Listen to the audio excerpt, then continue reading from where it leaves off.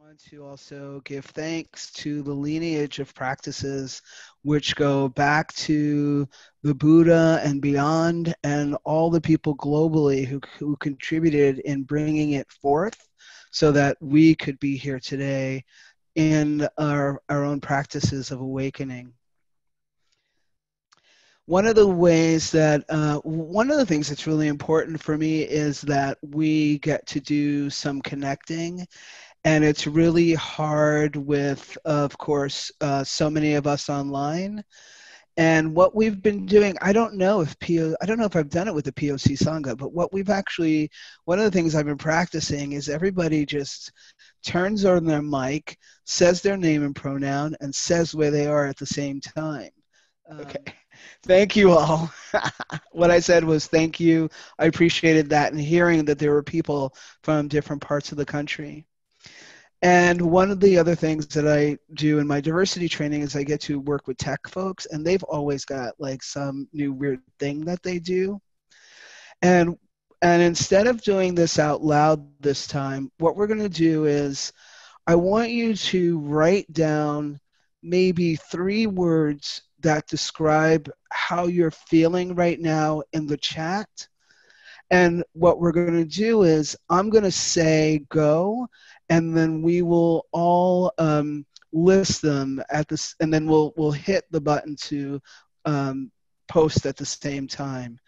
So just taking a moment and just whatever you're coming with and writing down 1 to 3 words. So I'll count to maybe 5 and allow you to do that. As we do on the East Coast, 1 Mississippi, 2 Mississippi, 3 Mississippi, 4 Mississippi, 5, and post. And taking a little time to read those if you'd like. Yeah, thank you.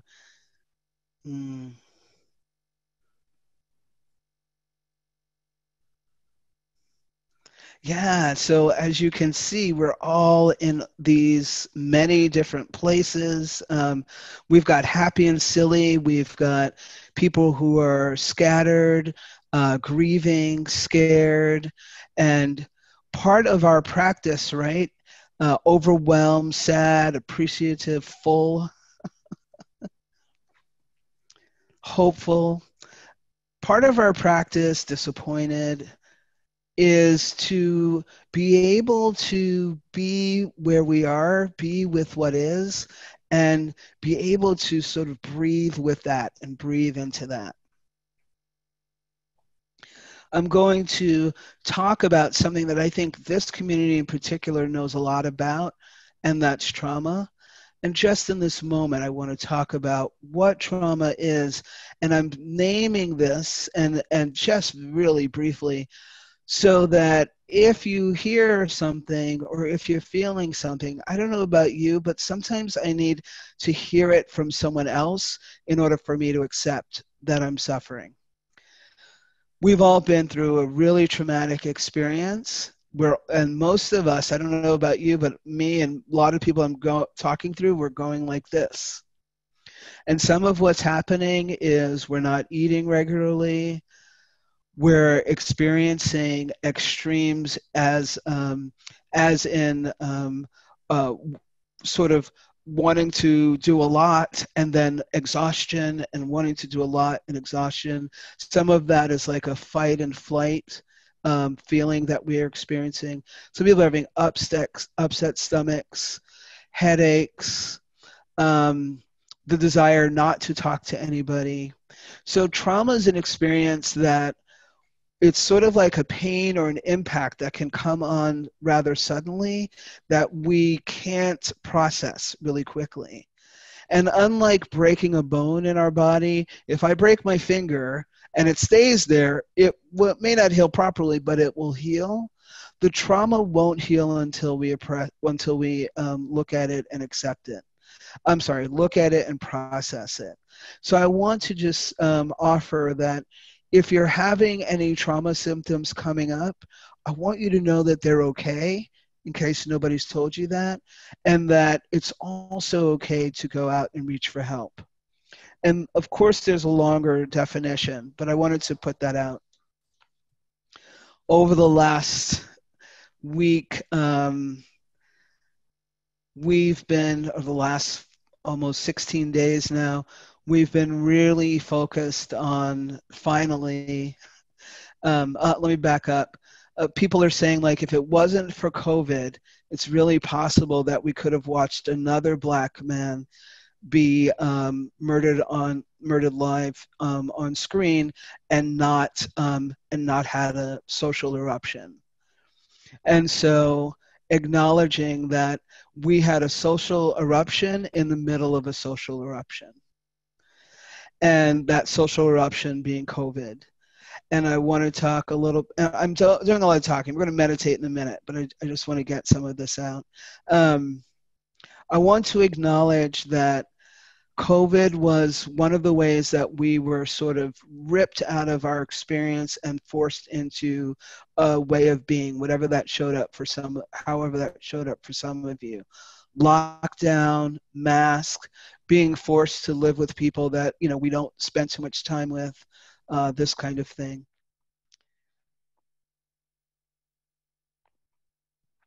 I'm acknowledging that I have a way, because of the way that I grew up, of minimalizing what's happening for me and holding up like everybody else's suffering.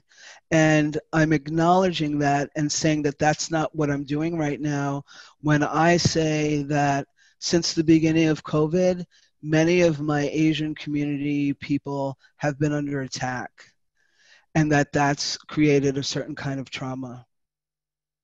Last week I had the beauty of having Latina elders come to me for support. And what I said to them is that I absolutely want it, and that there's not a day since the 90s that I haven't cried since I found out about children in the compounds. So just acknowledging that many of us are carrying this stress and this trauma all the time, and that I think the compassion part is to acknowledge it and to be okay, not okay with it, but be okay that that's how we're reacting. Let me see if I can say one more thing before we go into meditation. What a time to be alive and experiencing. Every single one of us is supposed to be here. It doesn't matter where you're at right now in your life, you're supposed to be here. And it might be interesting just to spend some time acknowledging and understanding that as a privilege. It can cause suffering, but there's also this privilege in being able to witness what I'm calling all of the lotuses that are also coming out of this mud. There are amazing connections happening. There are amazing movements happening. People are coming together. People are raising voices that hadn't risen their voices before. People are seeking help. Yes, of course. People are seeking help. People are coming together. We have allies out there. Some of them don't know what the hell they're doing, but they're waking up, right? And we get to witness some of that. We're here. I haven't heard enough, but I've heard a little bit about what people who lived through the 60s are seeing now and how grateful they are that we're waking up and that this is happening. So acknowledging your beauty, your importance, your worth, your enoughness, and my gratitude for you for showing up for your practice. So with that, I'll ring the bell and we'll do a little practice together. And just so you know, Felix and I will be coming in together near the end so there'll be a little music as we're coming out as well, just so you're not startled by that. Any comments or questions before? I can't take 100, but if anybody has anything urgent they need to share before we move forward.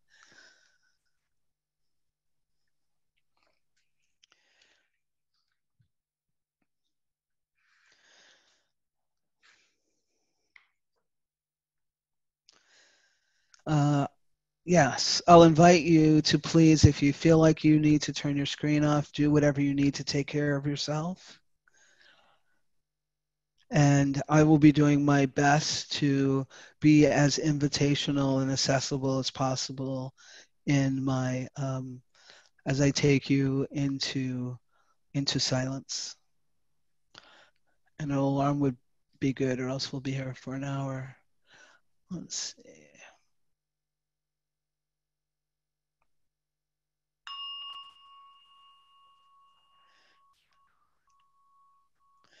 The invitation is to close your eyes or have a gentle gaze at whatever's level in front of you with your eyes.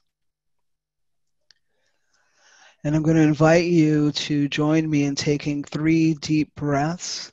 And we'll take these. I'll be holding my belly and allowing it to expand as I breathe in. And I'll be engaging my core as I exhale, and perhaps letting go of anything that we don't need in the moment or for these minutes through the practice. Breathing in and holding. Feel free to make noise, releasing and release. Breathing in, full to the capacity of your body. Holding and breathing out. Pushing. Breathing in. Holding and letting go, letting go, letting go, letting go. On your next exhale, releasing your shoulders and back.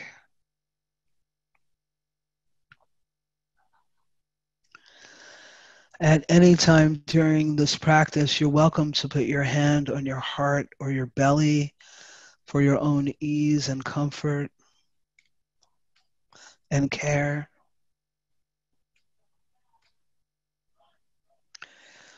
As we inhale, I allow you to connect with the sky,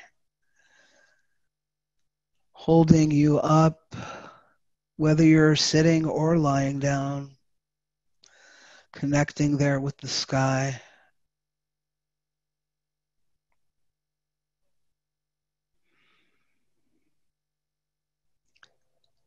And on your next exhale, releasing from the top of your head, coming down. You might imagine stardust or glitter if that's comforting. Just flowing down over your body, releasing your forehead and the back of your head. Letting go of the tiny little muscles in your eyes, around your nostrils.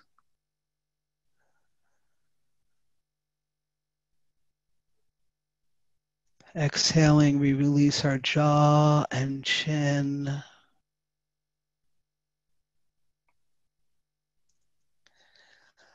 As we inhale, we might open our chest a little bit away from the slouching over machines, whatever's comfortable for your body.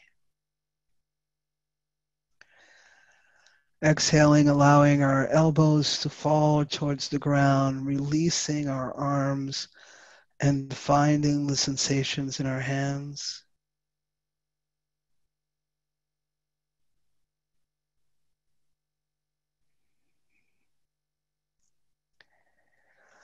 Exhaling, we might really allow the body, the belly to flow as it will, allowing the air in and just inhaling and exhaling.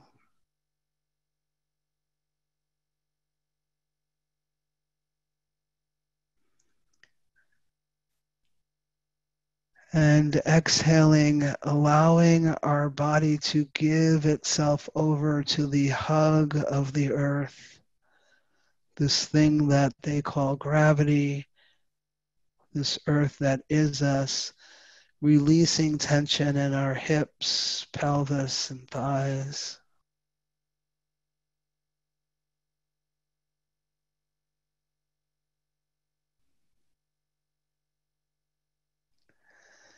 allowing spaciousness in our knees, calves, and shins.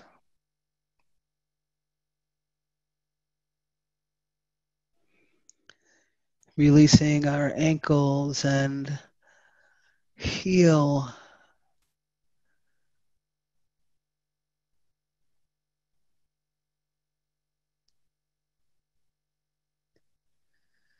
And if it's available to you, splaying your toes and bringing them back.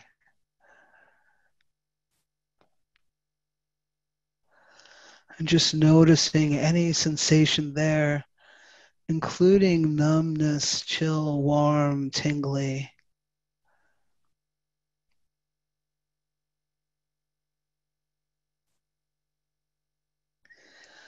In this practice, we acknowledge any areas that we might be experiencing pain. And as possible, if it's available to you, also acknowledging places where you're not and breathing there.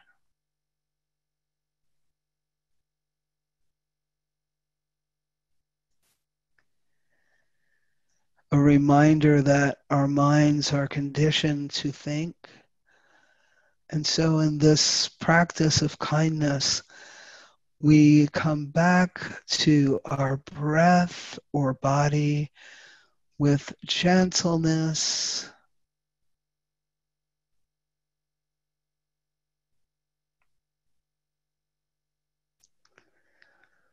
At this time, we may also choose to take a moment breathing into our hearts.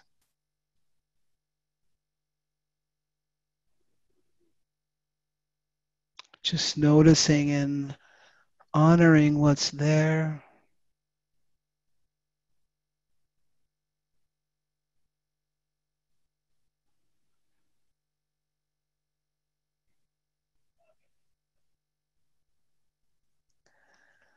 And no matter what happens or what comes up, and really embracing the gift of this kindness and compassion practice, being gentle with ourselves.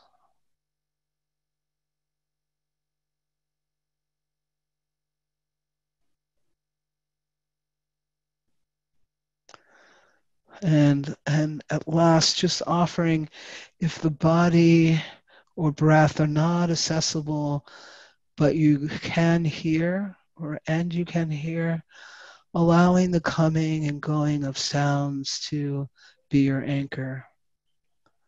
There is no one way to practice.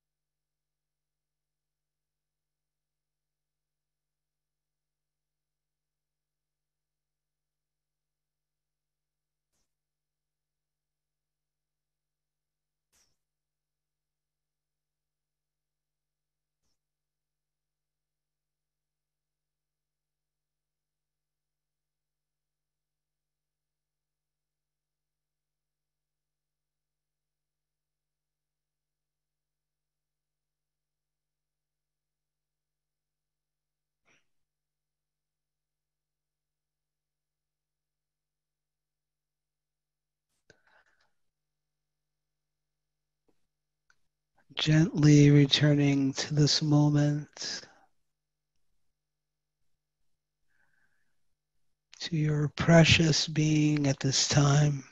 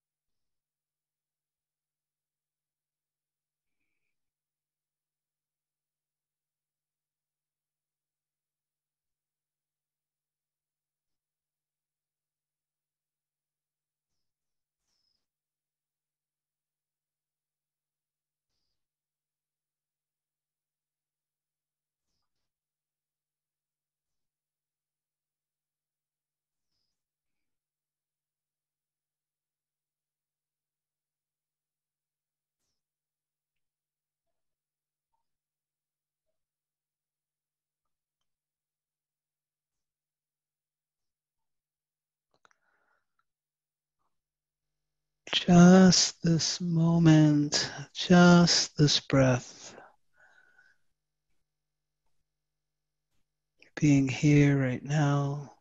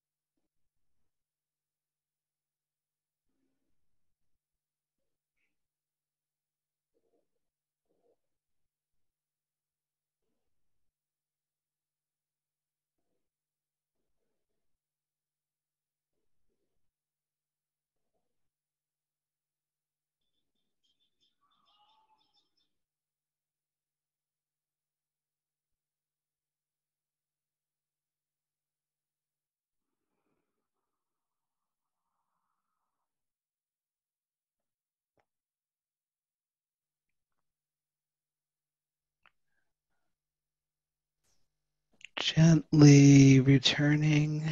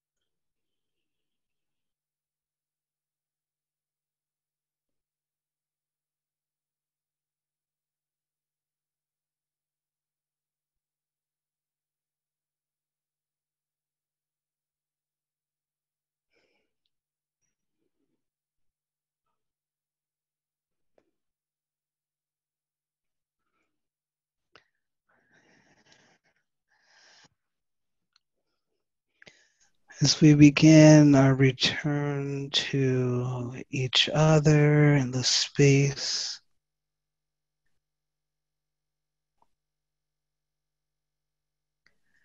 perhaps we can acknowledge our practice,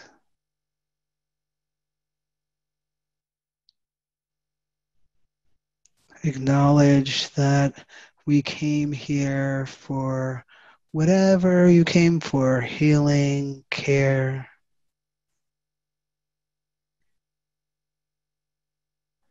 to be seen, held, witnessed, to hold others,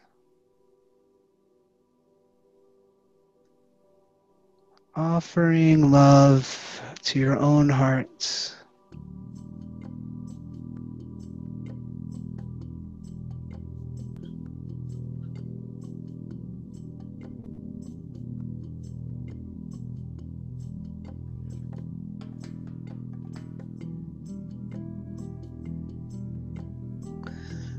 And perhaps with this inhale, you might accept the phrase, I am love.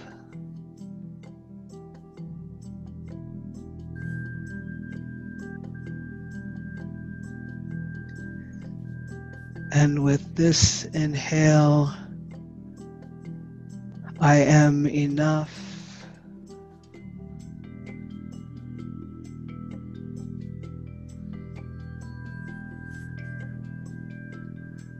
With this inhale, accepting that you are worthy of all good, all the good the universe has available to you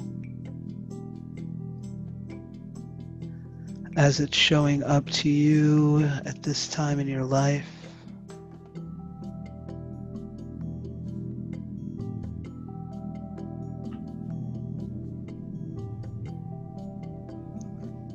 Coming from this earth below and made of stars, do not deny your divinity.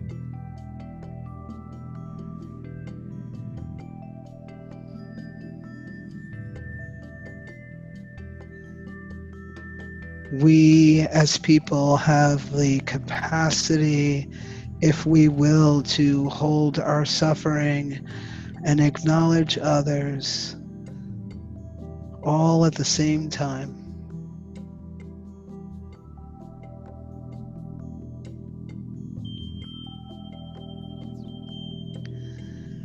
And when we practice and honor our need for self-care and self-compassion, we can be sustainable for ourselves and each other until nature and life itself determines otherwise.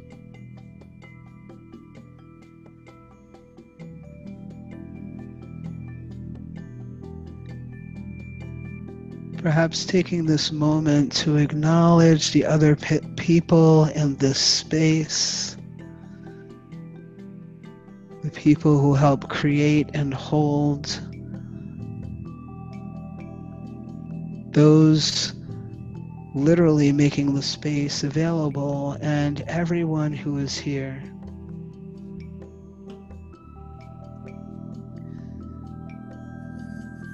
If it's available to you, you may also send out love and acknowledgement of their divinity.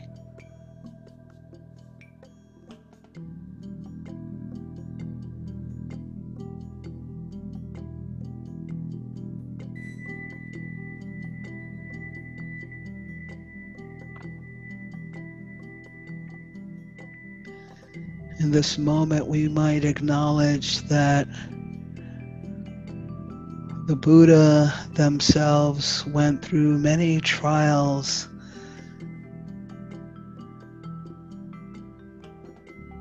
and it was their faith and commitment and their willingness to begin again that brought them to the space of awakening.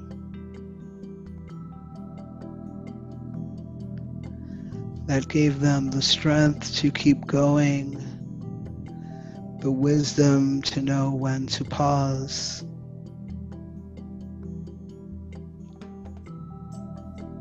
Can you offer this for yourself?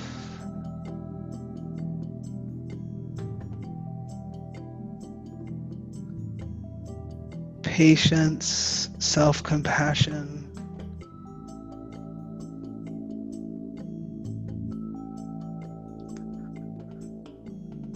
The ability to forgive and begin again.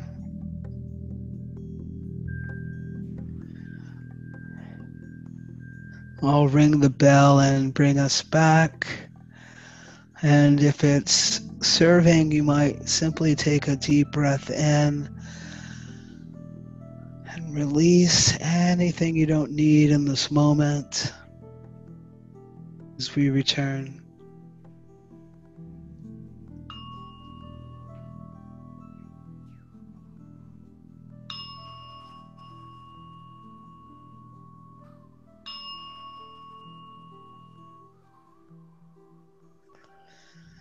And offering thanks for your presence and your practice.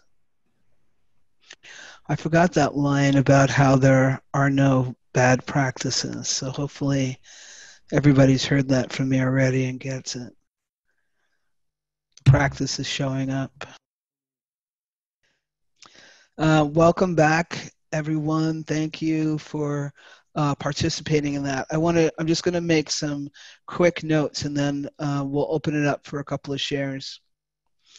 Don Miguel talks about not taking things personally, and I bring that up in the conversation of lateral oppression. And I just want us to be aware when we're having this experience of what about me, what about my suffering? As I said earlier, we as people of color have always held our suffering along with other people's suffering.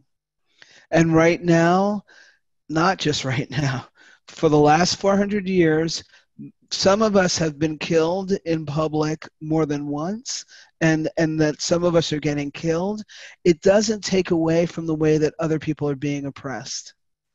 It doesn't take away from the harm I talked about earlier about what Asians are experiencing on the street. And you only have to look like, not everybody even knows who an Asian is. So like that harm gets spread out throughout various communities.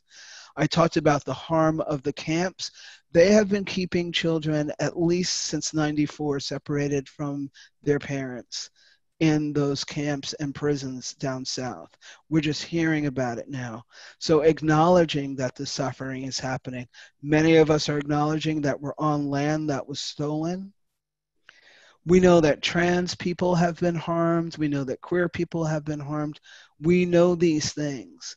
And just to acknowledge when we're feeling like I feel invisible, figuring out what's actually happening to you, because deeper inside you know that you can hold yourself and others, right? And just really doing that work around that.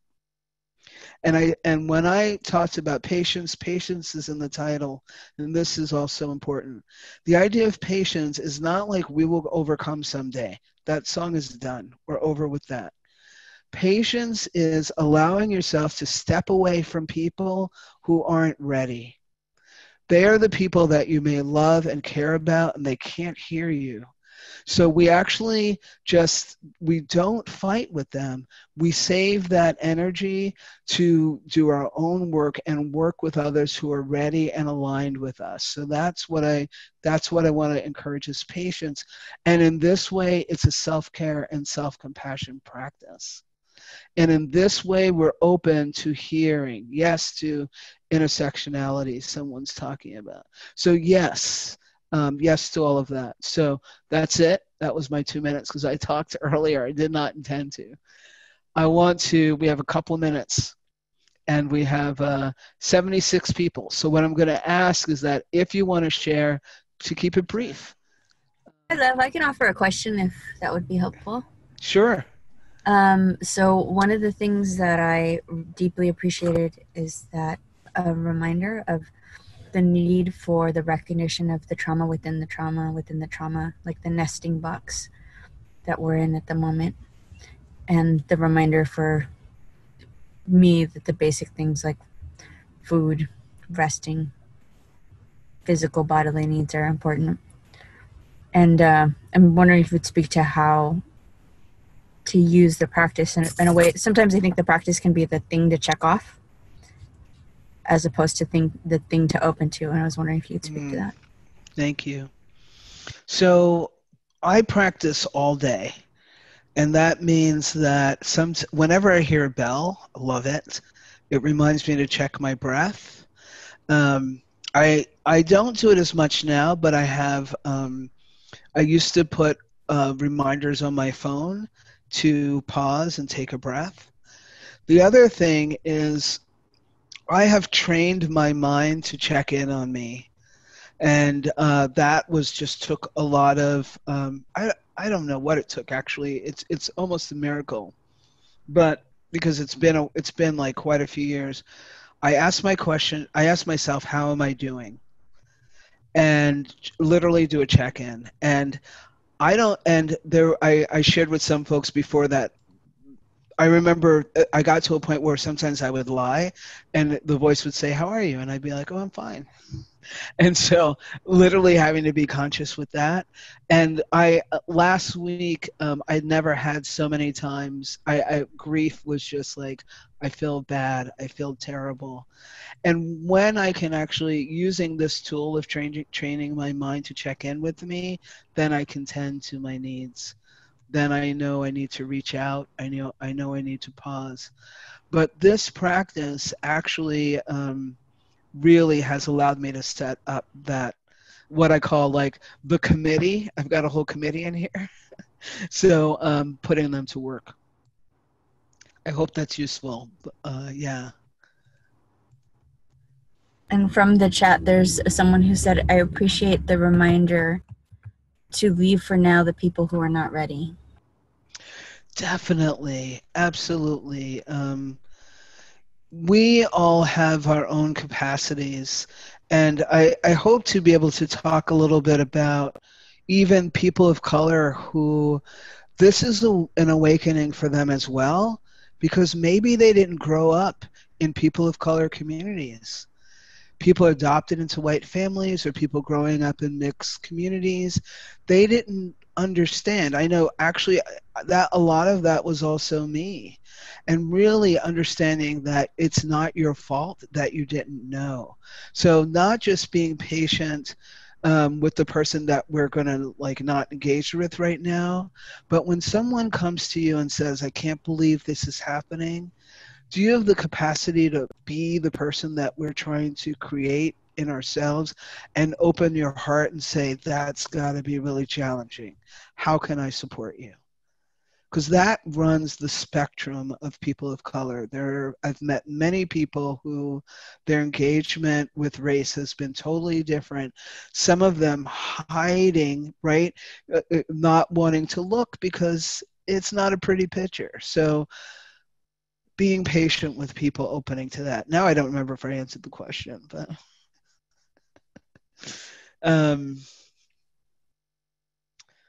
yeah. And remember, we're not even leaving people. We're just gently not, we're not doing a huge engagement.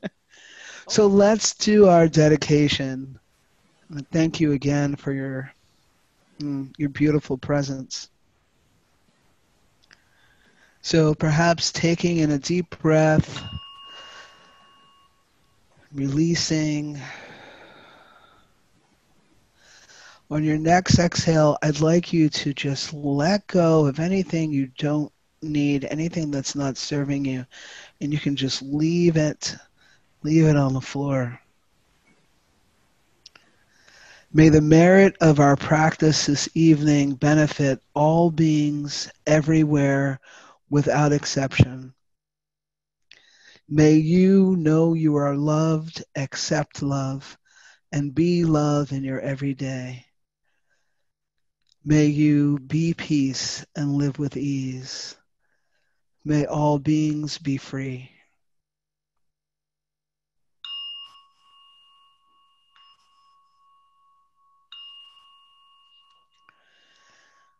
Thank you all for your presence and kind attention.